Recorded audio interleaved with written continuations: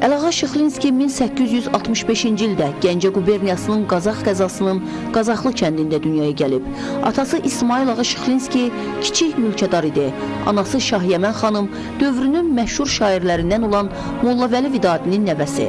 Şıxlinskilərin Monqol işğalından sonra Azərbaycana Qazaxlı kəndinə köç etdikləri bildirilir. Elə Şıxlinski soyadını daşıyanların gözlərinə baxmaq yetər ki, onların həqiqətən də Orta Asiya kökənli olduqlarını görəsən. Fuad Şıxlinski, Elçin Şıxlı, Rahib Vəliyev. Əlimizdə olan məlumatlara görə ulu babamız Vəli xan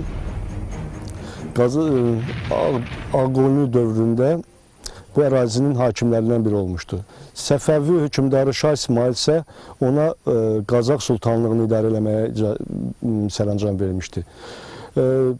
Osmanlı mənbələrindən əlimizdə olan məlumata görə Osmanlı Səfəvi müharibəsi dövründə 1514-cü ildə Çaldıran döyüşündə babamız Vəli xan Çaldıran döyüşündə sərkərdə olaraq döyüşə qatılmış və orada həlak olmuşdur.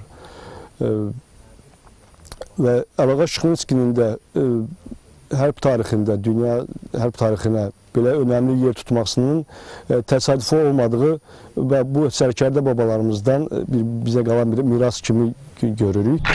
Şıxlinskilərin ailə qəbristanlığının qalıqları bugünə qədər də qalır. Onun doğulduğu kənd isə ötən əsrin 30-cu illərindən məhv olub gedib.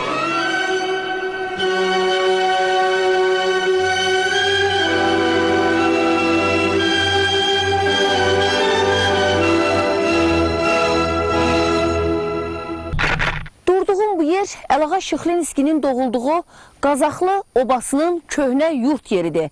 Hər halda bu nəslin nümayəndələri və aşağı Salahlı kəndinin sakinləri iddia edirlər ki, Azərbaycanda Sovet hakimiyyəti qurulana qədər bu kənd mövcud olub. Yalnız Rusların sürgün siyasəti nəticəsində Şıxlinskilər bu kənddən köçürülüb və 1931-ci ildə Qazaxlı obası ümumiyyətlə Azərbaycanın siyasi xəritəsindən silinib.